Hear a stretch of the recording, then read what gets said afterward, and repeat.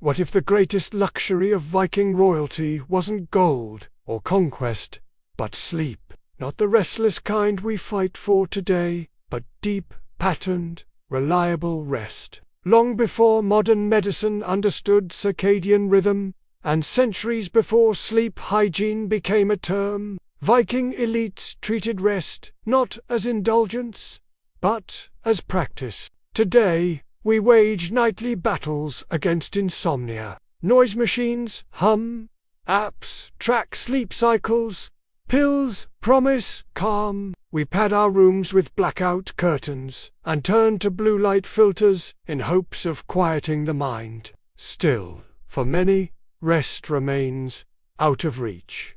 Sleep has become something to chase. But in a coastal longhouse, 1,000 years ago, a queen lay swaddled in fur beside a central hearth. Timber creaked above her as wind moved through the fields. She listened, not with anxiety, but familiarity. The sea's rhythm, the fire's glow, the weight of wool, these were cues, not interruptions. She didn't fight the night, she moved with it. This isn't imagined, it's documented. From archaeological remains of bedding and longhouse layouts to details preserved in sagas and Norse law codes, the evidence points to a culture that structured itself around seasonal rhythms and nightly routines. Viking nobles, especially women, created environments of order and sensory regulation long before sleep was studied as a science. Long before mattresses, melatonin, or mindfulness apps, Viking nobles mastered the sacred art of rest. This isn't fantasy, this is anthropology. The longhouse exhales with the cold. Timber joints creak softly overhead, flexing with a wind that presses against the sod-covered roof. The hearth burns low, casting a copper glow over carved beams and fur-lined benches. Pine smoke drifts through the air, thick but clean, carried on the same breath that moves through ancient wood. Down the central aisle, Queen Ragnhild reclines. In silence, she is not adorned. She is at rest. Her world doesn't demand her attention. It holds her within it. Wind groans along the roofline. The fire murmurs. She closes her eyes. Her bed is more than a place to lie down. It is elevated, set apart, framed in carved oak. The headboard bears protective runes.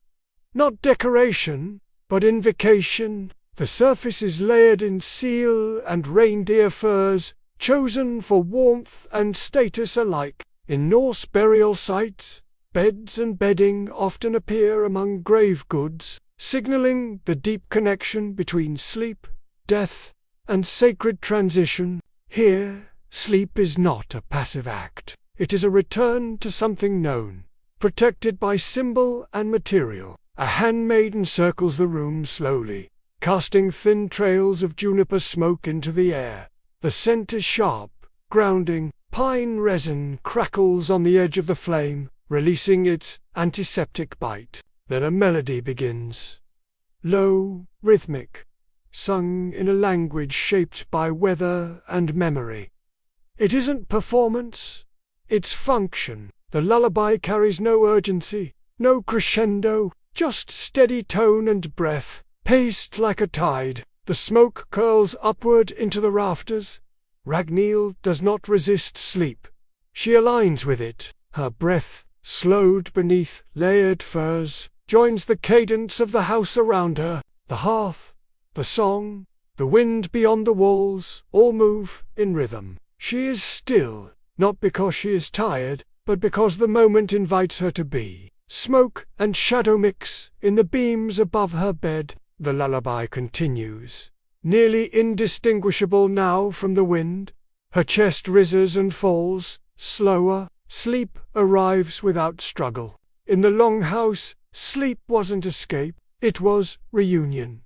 With earth, with story, with self. High above the city, a woman lies in a penthouse suite. The room is silent, temperature controlled, perfectly appointed. Thick blackout curtains seal out the skyline.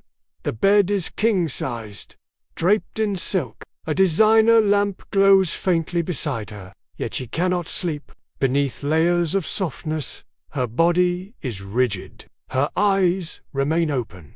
Comfort surrounds her, but peace does not arrive. The hum of HVAC blends with the faint buzz of traffic below, while the white glow of a phone screen reflects off polished glass. She scrolls. News, messages, an endless stream of images. Her face, lit by the screen, reveals tension she hasn't named. Her thumb moves without pause. Each new post delivers more information, none of it rest. Her pupils remain dilated. Scientific studies confirm this pattern. Blue light delays melatonin production, disrupting circadian rhythm and suppressing the brain's signal to sleep. The body cannot settle while the light says, "Stay awake." Her mattress was engineered for support. Her room was insulated against noise, but her breath stays shallow and her shoulders are locked. In stillness, her nervous system remains on alert. The bed should offer refuge. Instead, it feels like a waiting room. Rest, like sleep, is postponed. Now, a split screen. On one side, Queen Ragnhild sleeps beneath carved rafters, firelight flickering across fur and wood. Her breath moves with the wind. Her night unfolds with no interruptions. On the other side, the woman stares at her screen.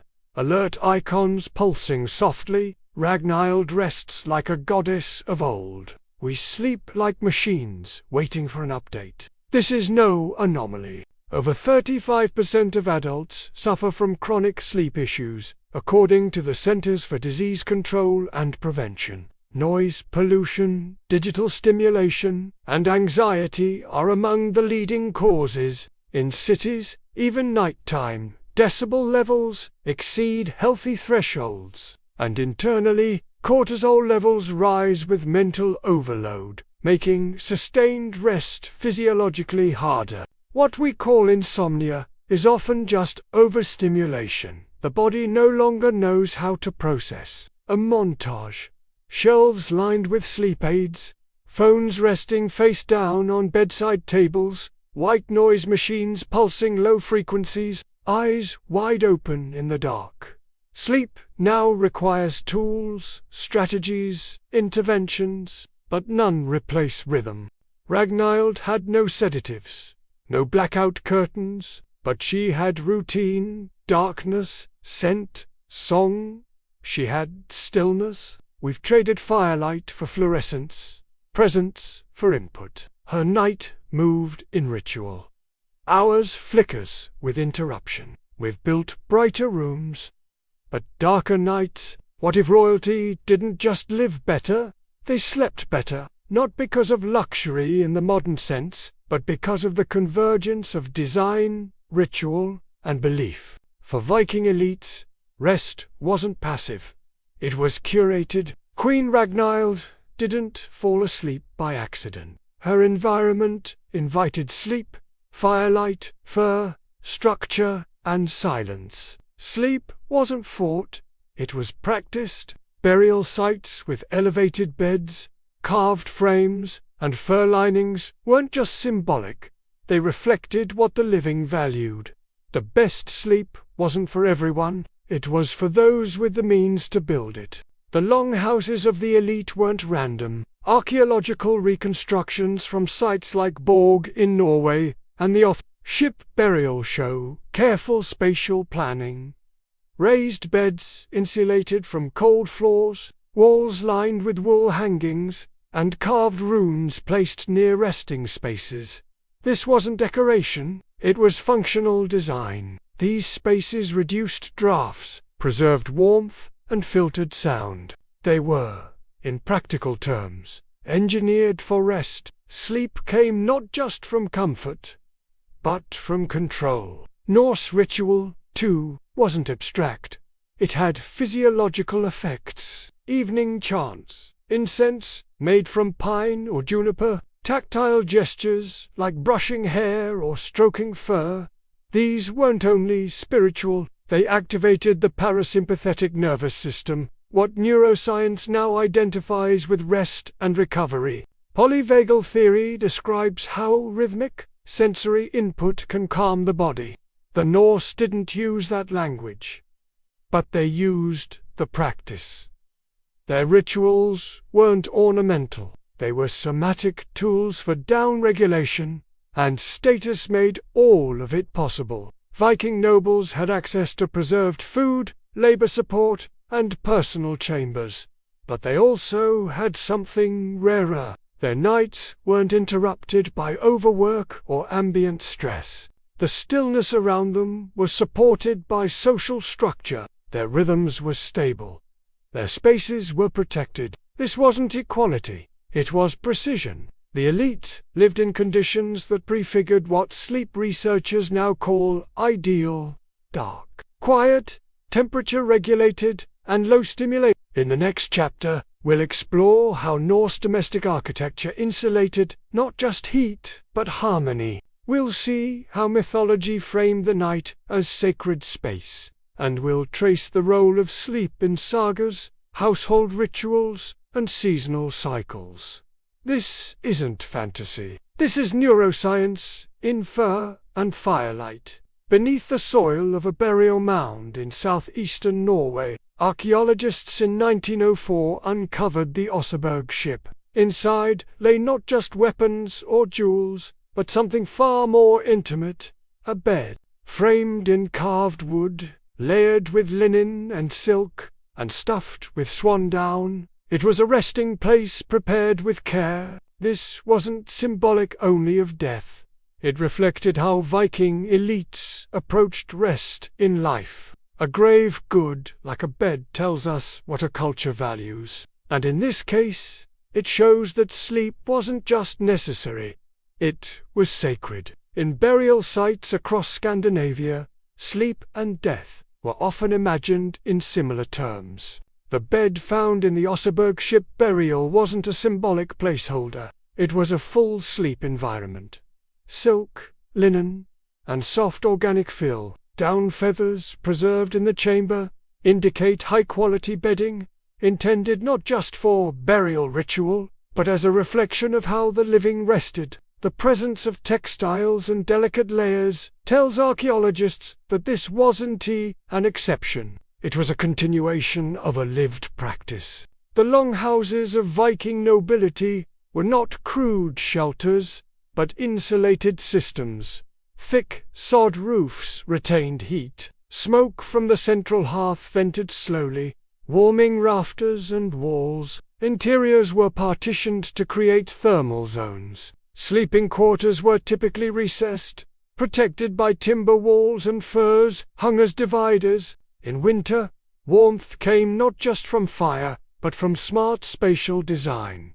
These homes weren't accidental, they were engineered for survival and for stillness. These longhouses weren't the damp, dark spaces sometimes imagined in popular culture. Their architecture was deeply responsive to climate. Sod roofing insulated against temperature shifts. Thick plank walls were sealed with moss and clay. Ventilation holes near the roofline allowed smoke to rise and exit, while residual heat lingered below. In elite homes, the sleeping areas were often enclosed within secondary walls or alcoves, allowing further control of airflow and warmth. Furs hung like curtains created microclimates within rooms. Fur wasn't just for hunting trophies. The elite slept under sea otter pelts, hand-spun wool blankets, and feather bedding. Each layer served a purpose: temperature regulation, comfort, and status signaling. Pelts were sometimes part of dowries or tribute offerings. To sleep in such materials was to display rank and ensure rest. Textures mattered. Softness was not just luxury, but strategy. Fabrics used in Viking elite homes were also layered for effect. Outer layers were often coarser wool, spun for durability. Inner layers included linen or imported silks when available. Silk wasn't simply decoration. It held warmth and indicated status. The use of sea otter pelts and reindeer hide added to insulation, but also conveyed rank. Materials that were expensive, limited in supply, and often exchanged as diplomatic gifts or dowry elements. These materials weren't simply amassed, they were curated. Aromatics played a critical role in the sleep environment. Handmaidens placed bundles of juniper, angelica, or lavender between furs. Resin or pine might be added to the fire. These scents were antimicrobial, but also calming. Today, sleep scientists note that essential oils can support relaxation and lower heart rate.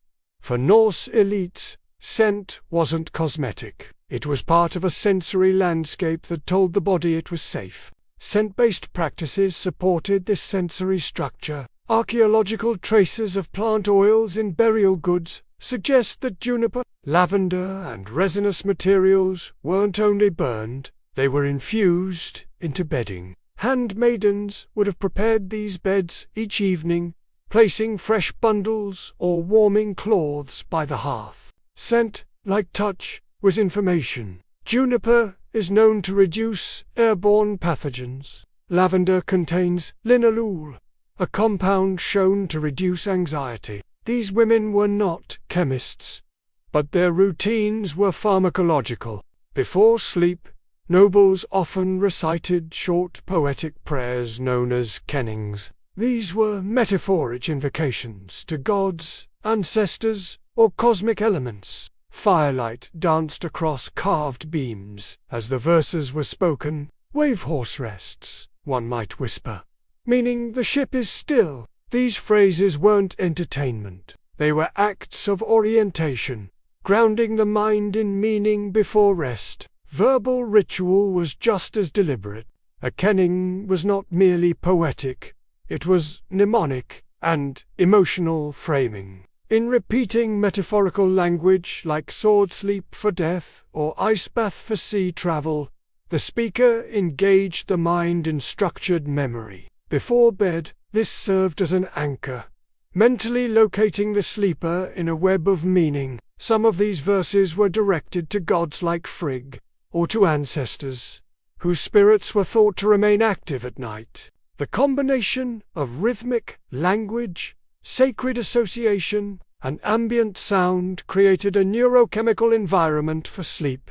Bathing, too, was part of the nightly process. Heated water, often steeped with birch leaves, was used to cleanse the skin and relax muscles.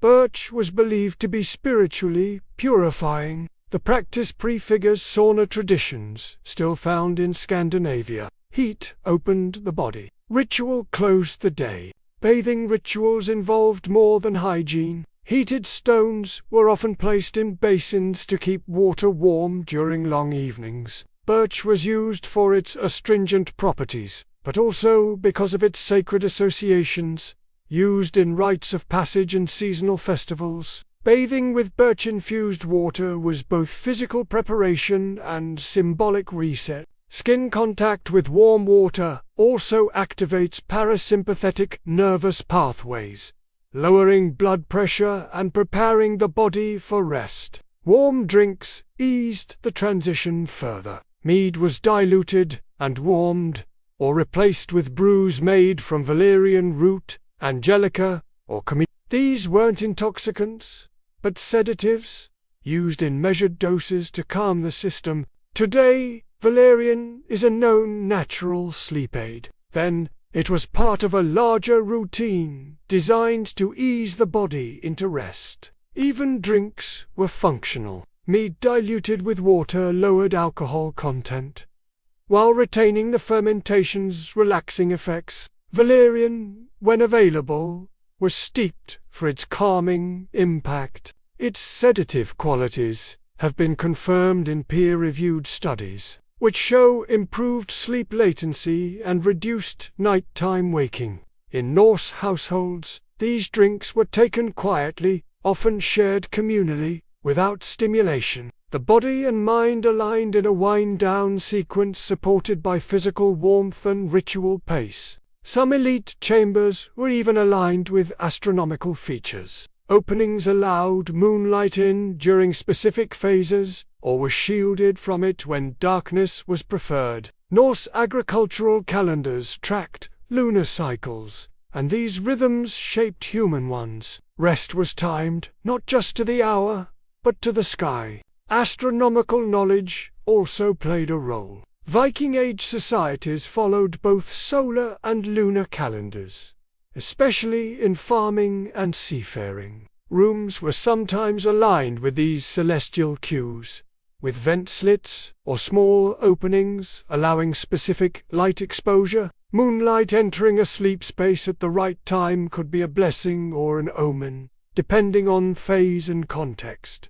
These beliefs weren't superstition alone. They structured people's sense of when to rest and when to wake. Seasonality shaped duration, quality, and purpose of rest. The difference in sleeping conditions between classes was stark. While commoners often lay on straw-stuffed bedding near the livestock, nobles slept apart, protected by walls, warmed by layers, surrounded by scent and silence. The psychological effect of such space can't be overstated. Where one body tensed at noise or cold, another relaxed. Silence wasn't a privilege, it was a prescription. Elite rest contrasted sharply with that of the lower classes. In rural settings, families often slept in shared spaces with animals for warmth. Straw mattresses sat near the hearth or even on packed earth. There was little insulation, little silence. Light came from the fire only. But in elite households, silence could be created. Rooms were insulated not just physically, but socially, through servants, managing the environment, reducing sound, tending the fire through the night. That psychological margin made deep rest more possible. Today, we spend billions on sleep solutions, white noise machines, blackout curtains, herbal teas, mattress technologies. But Viking elites achieved many of the same goals without abstraction. They built for it, they ritualized it, they embedded it in identity. Ragnhild's rest wasn't effortless. It was intentional, built into her daily cycle, supported by material care, spatial awareness, and cultural narrative. All of it speaks to an understanding, not articulated as science, but practiced as knowledge, that the body needs rhythm, that the mind needs pattern, that the night must be welcomed, not endured. These weren't survival habits, they were integrated systems, a whole architecture, physical, sensory, social, and spiritual, that made deep rest possible. And they worked long before clocks and schedules. People like Queen Ragnhild slept in alignment with their world. Fire, fur, ritual, and silence. Their tools were simple, but their results were profound. In many ways, they understood what we are only beginning to rediscover. Long before studies and screens, they mastered rest. The light doesn't break, it seeps. Through the carved wooden slats of Queen Ragnhild's chamber, pale sun filters in. Low on the winter horizon, there's no bell, no call, just warmth pushing gently across her face, catching on the fine edge of fur blankets. The dust floats in the light, undisturbed. In this world, time doesn't begin with urgency. It begins with rhythm. The Queen's eyes open slowly. Around her, the longhouse stirs in its own way, the creak of timber, the soft murmur of feet on packed earth. Two attendants enter without speaking. One carries a clay bowl, steam rising from it.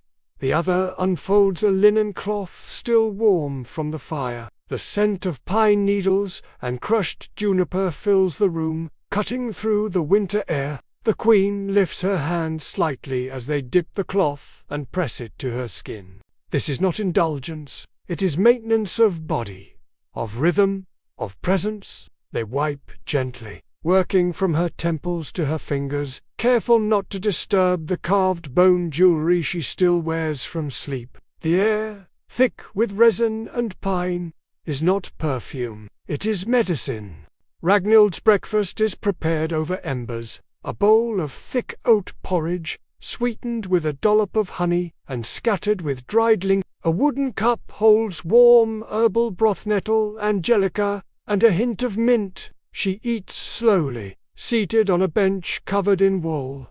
The meal is silent, but not solitary. One handmaiden tends to the hearth, while another brushes out the queen's long braid. Burial evidence and saga literature suggest such morning routines practical, nourishing, but deeply tied to daily identity. The food warms her, but more than that, it sets the tone. Reliable, rooted, restorative. Mid-morning, Ragnhild wraps herself in a thick mantle and steps outside. Snow muffles the world, but not completely. The air is sharp and clean. She walks toward the storehouse, where smoked fish, dried roots, and jars of rendered fat line the shelves. She places one hand on the doorframe and traces a protective rune habit older than memory. She walks the perimeter, her fingers brushing sacks of barley and bundles of herbs. To oversee the stores is not beneath her. It is central to her role. Stewardship here is protection, not control. She knows what is where and what will be needed. The queen steps into the smokehouse. The haze hangs low, aromatic with birch and juniper. Meats hang from wooden racks, slow curing in the heat. Herbs dry in bunches from the rafters. A servant stirs embers below, keeping the temperature constant. Ragnhild nods, but says little. Her presence is not supervisory, it's participatory. This room is the hinge between harvest and survival. The science of preservation, learned through generations, manifests in practice, not in theory. The queen understands that this smoke, these ropes, and this silence are a form of infrastructure. Later, she enters a side chamber where a vulva waits. This seer is not dramatic, seer is grounded. Ragnhild recounts her dream from the night before. Fire, then frost, then a white bird vanishing into mist. The vulva listens, her fingers drawing slow circles in the ash. She speaks of cyclical time, of omens and inner mirrors. Dream interpretation was a central part of Norse spiritual life, especially among the elite. The Vivivar's presence is both mystical and clinical, offering insight but never certainty. Ragnhild doesn't seek answers. She seeks alignment. Even the seer's silence has weight. She does not rush her words. She stirs the ash again and again, until a pattern forms. For Ragnhild, this isn't entertainment, it's guidance. Just as the sun governs the day, dreams govern the interior world, and both need tending. The queen listens not as a ruler, but as one being ruled by nature, by memory, by something older than power. That is her strength. By midday, the central hearth becomes the gathering place. Ragnhild sits with her inner circle, elder women, sisters, companions. They drink broth, mend clothing, share fragments of stories. The conversation is low, sometimes drifting into silence. No one commands it, no one interrupts it. This fire is not just hit, it is social glue. In Norse societies, shared winter hours shaped collective memory. By sitting together, by hearing one another breathe, they affirmed that survival was a communal act. Around this fire, identity is not told, it is reinforced. By late afternoon, there is a pause. A full hour passes with almost no sound. Each woman returns to her tasks, pinning, weaving, scraping, dried hides. The fire crackles. Outside, snow slips from the thatched roof. This hour has no name. It is not sleep, nor work, nor meditation, but it functions like all three. Silence, Here is not absence, it is tuning. In modern terms, this would be called nervous system regulation. But in Ragnhild's world, it's just the hour when things slow, a collective exhale before the dark. In the afternoon quiet, Ragnhild moves her fingers through a skein of thread, checking for irregularities. This is not oversight, it's care. Every action is tied to something lived. A sleeve that will warm her nephew, a thread that binds the shoulder of a cloak gifted last spring. Labor here is love, measured not in time spent, but in intention applied. As the sun dips below the trees, Ragnhild begins her nightly ritual. Wayloyal lamps are lit one by one, their flames steady and soft. The longhouse shifts into warmth and quiet. She moves slowly, lighting corners, passing by runes carved into wood. Then, seated beside the hearth, she begins to sing low. Measured verses passed down from grandmother to granddaughter. These are not performances. They are acts of remembering. The songs name ancestors, call blessings, and mark the passage from day to night. The sound is soft but strong. Her voice knows the room. In her sleeping chamber, a small carved figurine of Freya is placed on a wooden ledge, the goddess of love, dreams, and death. The figure is no taller than a handspan, but its presence is known. Firelight flickers across its face. No prayer is spoken aloud, but the placement itself is a form of invocation. Across Norse culture, household idols were common, part protector, part reminder. Here, it means something more. A recognition that dreams are not random. They are another kind of seeing, another kind of listening. Her handmaiden lays out the final element, a pillow filled with crushed valerian, hops, and lavender. The aroma rises gently as the queen settles into bed, covered by seal fur and thick wool. The room is neither hot nor cold. It holds a managed stillness. Her eyes close not with effort, but with readiness. Everything has signaled that the day is over. The smell, the fabric, the absence of noise, these aren't luxuries. They are systems. Every night, her body learns again. It is safe to let go. Sleep comes fully, deep, uninterrupted. The fire lowers, casting faint shadows on the beams. Outside, frost climbs the frame of the window. Inside, there is no movement, just the long, slow rhythm of breath beneath furs. Today, sleep researchers would call this slow-wave sleep. It is restorative, essential. The queen's body cools slightly. Her mind drifts into dream. Memory consolidates. Immunity strengthens. Nothing needs to be done. This is the part of life no one watches, but everything depends on. The fire dies in rhythms, not all at once. Ragnhild's sleep is undisturbed because her environment teaches her body how to rest. No sudden shifts, no bright shocks of light, just a slow drift into cool darkness. Even the fibers around her wool, fur, linen are chosen not just for comfort, but for continuity. They remember warmth. They extend it, and so she sleeps the way the earth sleeps in winter. Securely, with nothing held tight, she wakes in darkness, but not in fear. A single lamp is lit. She sits upright, reaches for a wax tablet, and begins to write. The dream from earlier images of water. A bird again, something just beyond understanding. She murmurs a short prayer, not to ask, but to name. This wakeful moment is not disruption. It is design. Historians call it segmented sleep. For Ragnhild, it is simply what the body does. She journals for 10 minutes, then rests again. No resistance, no delay. Her second sleep is lighter, shallower, but peaceful. She doesn't wake with shock. She returns through sleep like passing through a known gate. The rooster crows faintly outside, muffled by snow. Handmaidens stir beyond the curtain. The slats catch the first edge of light. Her breath deepens. This isn't a it's a continuation. The rhythm is complete. And tomorrow, it will begin again. For the Norse, dreams weren't abstract or accidental. They weren't dismissed or denied. They were messages, sometimes cryptic, sometimes vivid, often sacred.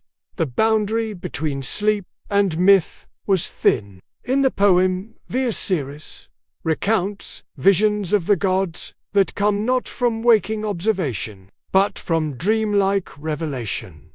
Myth was dream logic, and dream logic was myth. Wolves swallowed the sun. Ships made of nails sailed from the realm of the dead, and the sky itself cracked in sleep. These weren't bedtime stories. They were frameworks. In the saga of the English, kings dream of blood-red snow and rivers running backward, symbols interpreted not with superstition, but with structure. To sleep was to enter the language of the gods. To wake was to carry back what one could remember. Odin was called the god of knowledge, but he rarely shouted truths. He whispered them in riddles. Often through dreams, he wandered the 9 realms in disguise. One eye sacrificed to gain sight beyond sight.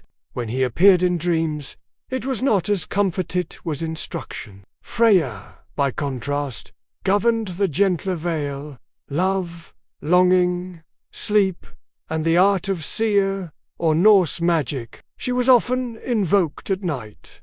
Her presence imagined in the form of birds, firelight, or perfume, while Odin might command, Freya consoled. Together, they represented the full spectrum of night's power, dreams that cut and dreams that soothe. Within the private rituals of Norse's households, especially elite ones, these deities were remembered not in sermons, but in symbols.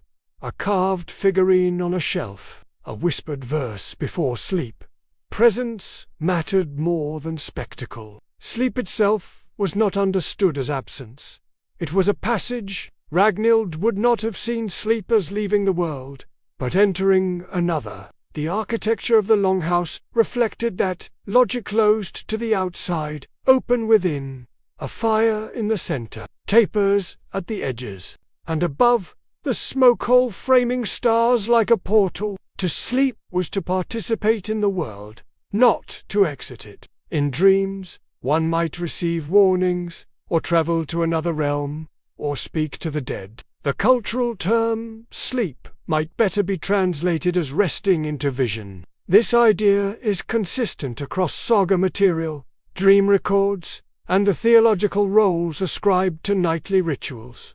To dismiss sleep was to ignore a message. To enter it with preparation was to listen deeply. Skalds, the poets of the Norse court, held power not in weapons, but in words. Their job was not only to entertain, but to structure emotion. Reciting genealogy, history, or myth, they reinforced continuity across time. A skald's voice was memory made audible. In the Longhouse, their verse framed the mental landscape in which people rested. Children fell asleep to the rhythm of meat. Adults found reassurance in the repetition. The stories weren't distractions. They were architecture, like beams holding a roof. These epics, sometimes in full, sometimes in fragments, held minds steady. The skald's presence during winter months was particularly vital. When movement ceased, and silence could become weighty, it was the voice of the skald that shaped the inner terrain. In elite circles, dream interpretation was not limited to mystics. Kings and queens kept wax tablets and carved wood slats to record visions upon waking. These entries weren't considered trivial. Counselors and female seers would review them, sometimes in the presence of multiple court members. Decisions about alliances, trade, and even war could hinge on the interpretation of recurring symbols. In Heimskringla, multiple chieftains rely on dream interpretation, not just as spirituality, but as a form of statecraft. In these moments, sleep became diplomacy. To understand one's dreams was to understand the god's intentions. For Ragnhild, a dream of fire followed by frost wasn't just a dream, it was a message to weigh, to pass, to carry into daylight choices. The environment of rest was not treated casually. In the homes of the elite, quiet hours were deliberately observed. After sunset, the longhouse dimmed. Voices lowered. Children knew to still themselves. The reduction in sensory input wasn't simply for the sake of sleep. It was emotional hygiene. Without silence, the mind never shifted from vigilance to rest. By preserving quiet, nobles practiced what modern psychologists might call emotional regulation. The brain needed rhythm. Noise disrupted that. Within these hours, storytelling could still occur, but it was measured. Tone mattered. Pace mattered. Stillness, in this world, wasn't a void, it was strength. The sleeping chamber was more than functional. It was symbolic. Talismans, carvings, and materials chosen for their texture or scent contributed to the subconscious signals of rest. A wolf pelt might signify strength, placed at the foot of the bed. Birch bark, etched with charms, might hang from a beam. A sun motif woven into a blanket reminded the sleeper the dawn would return. In this way, the physical world mirrored the interior world. Just as a story carried meaning beneath its surface, so did a chamber's decoration. This wasn't superstition, it was semiotics, an ancient form of cognitive design. Environment wasn't neutral. It was strategy. Soft light, tactile richness, ambient scent, these weren't just niceties, they were tools. Today, neuroscientists refer to this as sensory processing. The Norse didn't have the terminology, but they had the knowledge. A queen brushed her fingers across carved wall panels, not to admire them, but to ground herself. A handmaiden chose lavender over another herb because it was linked to calming. Textures were chosen not only for heat, but for emotional tone. The longhouse was curated like a nervous system, not just protected from the cold, but from chaos. And in all this, the most important function of ritual was not to reach the gods but to remember the self. Every repeated motion, laying a pillow, lighting a lamp, singing a verse, was a way of anchoring identity. In a world governed by season and cycle, where the night stretched long and stories blurred with memory, ritual provided a stable center. Ragnhild didn't perform these acts for show, she performed them to stay tethered. And each night, as she rested, her body and mind were held not just by furs and silence, but by the structure of meaning, that, more than status or space, enabled peace, because the mind rests easiest when it knows exactly where it is. Long before electric light, fire was not only warmth, it was timekeeper. The flicker of flame emitted light in the red-orange spectrum, which modern chronobiology confirms, supports melatonin release. In contrast to the alerting blue light of our screens, fire dimmed gently, cueing the body to slow. In Ragnhild's longhouse, firelight faded gradually, from full flame at supper to embers by sleep. This shifting glow was more than atmosphere, it was a signal. Unlike modern light switches that disrupt circadian rhythms, fire had no sudden transitions. It dimmed with purpose. As shadows stretched and colors warmed, her brain received a consistent message. Prepare to rest. The flames, the shadows, even the timing of refueling logs, were all part of a sensory rhythm that told her nervous system, "You are safe now." Sleep doesn't need to be forced. It needs to be allowed. And fire was the body's invitation. Viking noble dwellings weren't crude halls. They were environments engineered, consciously or not, to reduce sensory input and support sleep. Thick wooden walls, muffled external noise, sod roofs added natural insulation. Sleeping chambers were interior, with low ceilings and no glass windows. These weren't barren spaces. They were controlled ones. Furs hung on walls, absorbed echo. There were no reflective surfaces, no mirrors to fragment the dark, no clocks ticked to measure loss of sleep. At night, there was near-total darkness, punctuated only by low lamplight. In modern terms, Ragnhild's bedchamber functioned like a sensory deprivation chamber. Today, elite sleep clinics mimic these same qualities. Reduced light, quiet, warmth, enclosed spaces. Ragnhild didn't seek sleep. Her environment removed the friction.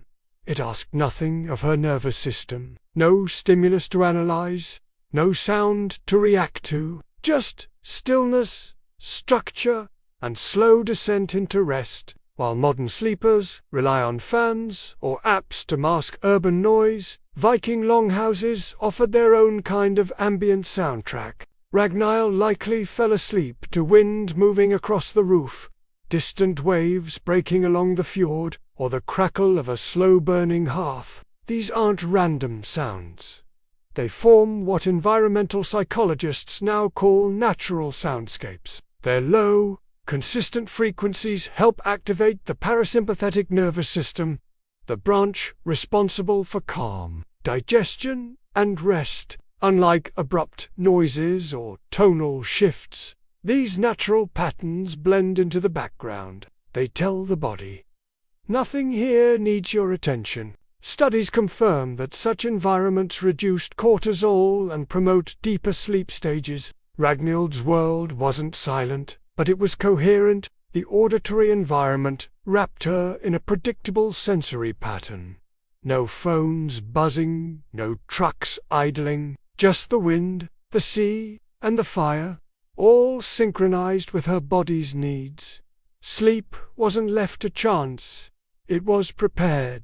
Nighttime drinks were part pharmacology, part ritual. Mead, diluted and warmed, delivered sugars and alcohol that lowered inhibitions and calmed the mind, but it didn't stop there. Valerian root, known to Norse herbalists, is now recognized for its sedative effects. It activates GABA receptors, the same calming pathways targeted by modern anti-anxiety medications. Angelica root and hops offered additional calming compounds, also documented in modern sleep medicine. Ragnhild's drink before bed wasn't indulgence, it was biochemical alignment. A warm clay mug, filled with crushed herbs and honey, served not just as comfort, but a signal. The scent, the warmth, the taste, all aligned to lower arousal.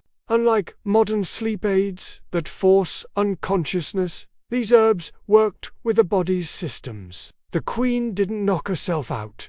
She brewed herself calm, sip by measured sip. Biologically, our bodies crave rhythm. Hormones like cortisol and melatonin don't just fluctuate. They synchronize to environmental and behavioral patterns. Ragnhild's world provided both. Each night followed the same sequence. The lamps lit in order, the song sung by the hearth, the touch of wool, the quieting of movement. These repeated signals lowered cortisol, the stress hormone, and helped maintain healthy circadian rhythm. Today, we call this in neuroscience shows that ritual helps downshift the nervous system. The body, sensing a known sequence, begins to anticipate sleep. Inconsistent or chaotic routines, by contrast, keep the stress response activated. Ragnhild's rituals were not decorative. They were physiological tools. Every familiar act cued her body. Nothing is threatening. You can let go. Sleep wasn't just permitted. It was expected, not through force, but through the deep trust created by repetition and gentle structure. Touch shapes sleep. The material world, what we feel against skin, directly affects muscle tone, heart rate, and sleep depth. Viking bedding wasn't just about warmth. It was about grounding. Furs offered dense, irregular texture, tactile input that slows the nervous system. Coarse wool, though itchy in motion, offered firm pressure when still. This constant touch acted like a natural version of today's weighted blankets, now known to reduce anxiety and improve sleep quality. Ragnhild's seal pelts, feather bedding, and layered wool blankets weren't aesthetic choices. They were part of the neurosensory experience. As she lowered herself into bed, her fingers brushed familiar fibers. This was her body's nightly cue. You are in the right place. Nothing is new. Nothing is uncertain. Touch was not passive. It was prescriptive. A final anchor for body and brain to align toward sleep. Modern nights end in scrolling, streaming, checking. The dopamine feedback loops of devices keep minds alert long past darkness. But Ragnhild's world ended in stillness. No artificial spikes, no new information, just song, light, warmth. This absence of stimulation wasn't accidental, it was cultural. The Norse saw sleep as sacred, not secondary. It was the reward for a day well lived, not the preparation for another day of output. And so, the Queen's nervous system had room to descend, without entertainment, without interruption. Her mind was not distracted into sleep. It was walked there, step by step, in predictable quiet. Today, sleep specialists talk about digital sunset, ending screen use to allow melatonin release. Her evenings dimmed in harmony with her biology, not in spite of it. Sleep came not from exhaustion, but from gentle surrender. Sleep, in Ragnhild's world, wasn't timed. It was trusted. There were no alarms, no productivity tracking. The day ended when the fire died. Morning began when light returned. This solar rhythm let sleep unfold naturally across two segments. Deep rest followed by a wakeful watch, then return to lighter sleep. Modern research now confirms this biphasic pattern as biologically typical, not disordered. By waking in the night to write, pray, or reflect, the body honors its internal rhythm. Alarms abrupt, artificial, spike cortisol and interrupt restorative cycles. Ragnhild had no such jolt. A second sleep carried her to dawn with ease. The first sounds she heard were natural. Roosters crowing, feet on earth. Her nervous system wasn't shocked awake. It was invited back to the day. That invitation matters. Sleep quality isn't just duration. It's whether the end feels like beginning. In Norse belief, sleep wasn't merely functional. It was spiritual terrain. Freya, goddess of love and death, watched over dreams. Odin whispered visions from beyond. Night was not the opposite of day. It was a parallel realm. To sleep was to enter the unseen. The Queen's small figurine of Freya wasn't decoration, it was alignment, an object that marked the boundary between the waking world and what lay beyond. In this view, rest wasn't earned through work, it was bestowed. Given, not achieved. Sleep was a kind of communion with gods, ancestors, inner truths. This reverence matters. When sleep is sacred, it's protected, it's not delayed, minimized, or skipped. Ragnhild didn't consume sleep. She participated in it. Her rituals, her room, her rhythm, all honored the transition as something vital. Not a pause in life, but part of life's deepest purpose. Our bedrooms are warmer, our mattresses are softer, our lighting responds to voice commands, and the thermostat learns our preferences. But comfort, it turns out, is not the same as rest. The modern sleep environment is more advanced than ever, but rates of insomnia, anxiety, and fragmented sleep continue to climb. Memory foam cradles the body, yet the mind races. Smart bulbs glow at precisely calibrated hues, yet our nervous systems remain on alert. In pursuing technological luxury, we've made a miscalculation. We've engineered the furniture of rest, but not its conditions. A quiet screen still emits stimulation. A warm blanket doesn't provide rhythm. Comfort, without deeper grounding, is incomplete. Queen Ragnhild didn't have cooling gels or circadian tracking wristbands, but she had something harder to replicate: silence, continuity, and the slow descent into darkness. We haven't lost the tools, we've lost the timing. Modern homes give us space. Individual rooms, personal beds, locked doors. But space without stillness offers little peace. Light bleeds from street lamps and hallway motion detectors. Refrigerator hums and late-night traffic buzz through insulated walls. Noise-cancelling machines try to simulate silence, but end up layering sound over sound. In Ragnhild's world, the silence of her chamber wasn't manufactured. It was natural. Thick wooden walls absorbed echo. Darkness was total. The only movement came from firelight and breath. Today, our spaces are more private, but they're rarely quieter. Rituals have been replaced by habits. Lights out is a command, not a ceremony, and as the body senses unfinished business, light, noise, motion, it holds tension. The external world never quite leaves. Our bedrooms may look like sanctuaries, but they function more like corridors, passageways for data, content, and ambient stress. Stillness isn't what surrounds us, it's what we're missing. Biologically, we're not much different than our ancestors. Despite centuries of cultural change, the human nervous system still responds to the same cues: darkness, repetition, tactile contact, slow rhythm. Ragnhild had access to these through structure. We have to construct them intentionally. Your bedroom may be lit by LEDs, not fire. Your blankets might be synthetic, but your body, your hormones, breath rate, muscle tension, still seeks the same nightly signal.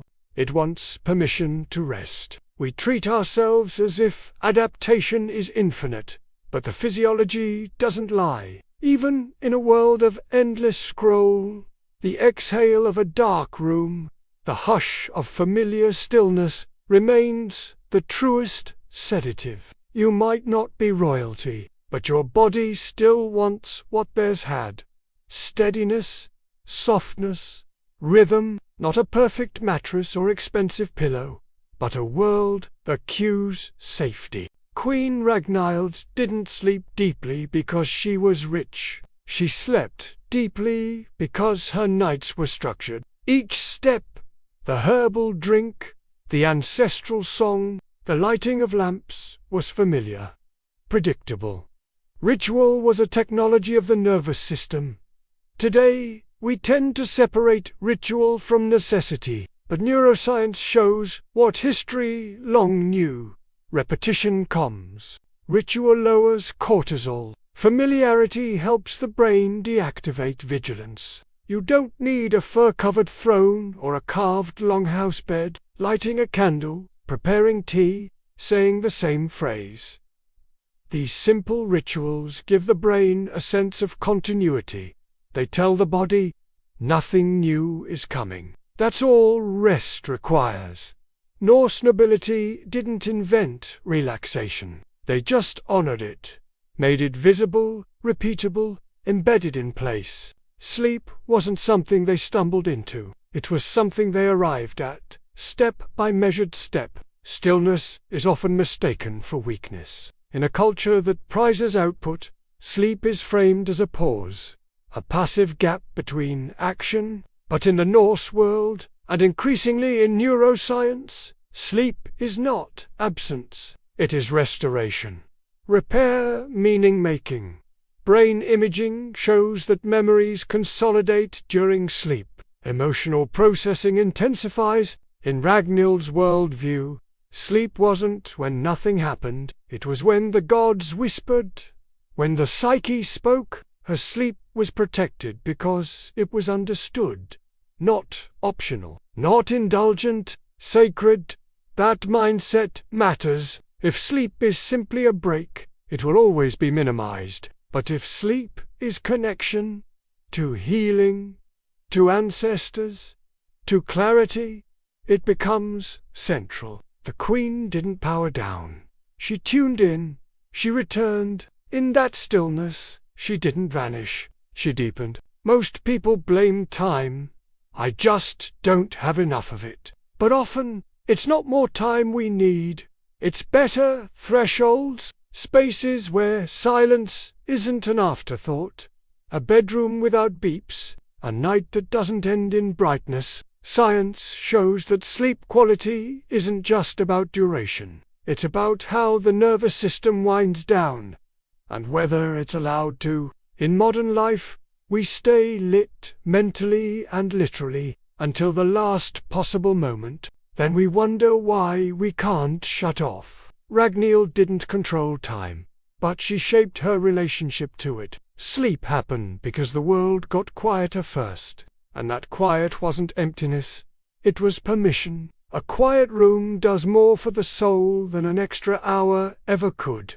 Time may be fixed, but silence is a design choice. We treat our bedrooms like battery stations, spaces to recharge devices and bodies alike. But recharging implies utility, a transactional pause. What if, instead, we designed our bedrooms like temples, not for grandeur, but for sacred function? Low light, natural textures, a place that invites stillness rather than resists it. In Ragnhild's chamber, every object held meaning. The Freya figurine, the carved headboard, the herb-scented pillow. These weren't decorations. They were guides. Modern bedrooms often feel undecided. Part office, part gym, part theater. The mind receives mixed signals. But when space becomes singular in purpose, the body follows. Sleep isn't just what happens in a room. It's what the room allows. Reimagine your bedroom, not as a dock for depletion, but as a shelter for release. Close your eyes tonight, and you'll enter a space as old as time. Yet modern culture treats dreams as disposable, random, unworthy, forgettable. But the Norse didn't think that way. Dreams were insights, symbols, messages. Queen Ragnhild journeyed hers in the firelight. The Valva interpreted them for direction. Sleep wasn't the absence of experience. It was a different mode of knowing. We've reduced dreams to neurological debris, but they are emotional architecture, pattern recognition, memory rehearsal. What if we honored them again? Not with analysis, but attention. What if you gave 5 minutes to remembering, to writing, to wondering? In a world obsessed with external data, dreams are the last refuge of inner truth. They are uncurated, unmonetized, and sometimes unmistakably clear. What we need isn't better sleep. It's deeper remembering. And the path to that remembering begins in stillness. The room hasn't changed. The fire still glows. The pelts still rise gently with each breath. But now, the viewer sees it differently. Queen Ragnhild lies beneath layers of seal and wool, her face turned slightly toward the fading hearth. Shadows move along the carved beams, flickering in the same rhythm we saw before. But now the moment feels fuller. Not just sleep, but surrender. The wind hums through the slats in the wall. A few sparks crackle softly as the fire settles. Her breath deepens, and the stillness thickens. This is not the beginning of sleep. This is the crossing. 2 handmaidens remain in the room. They don't move, they don't clean, they don't speak. One stands at the foot of the bed, the other near the hearth. Their posture is neither tense nor casual. It is reverent, They are not guarding her. They are bearing witness. The firelight catches on the carved lines of their faces. One of them lowers her eyes slightly, but neither breaks the silence. It's not silence of absence. It's silence as presence. Ragnhild's face is soft. Her jaw is loose. Her lips curve just slightly. A trace of a smile, almost missed, unless you know to look for it. She is not unconscious. She is not retreating. She has entered something designed. Her breath moves evenly. The fire reflects gently across her brow. She didn't fall asleep. She crossed a threshold. Power here is not loud. It is not declared. It is practiced. The carved runes above her head are visible only in glances now, lit by the last of the lamp oil. Each object has played its part. Each movement before sleep, the song, the scent, the fire, was a step in a procession. She didn't fight the night. She ruled it, not through control, but through rhythm. The body obeys when the world makes sense. This is not fantasy. This is ancestral science. Human intelligence before modernity. Ritual, rhythm, and rest weren't aesthetic. They were infrastructure. Ragnhild didn't conquer the night. She mastered it, gently, every evening. Viking royalty didn't conquer the night. They ruled it with rhythm, ritual, and rest.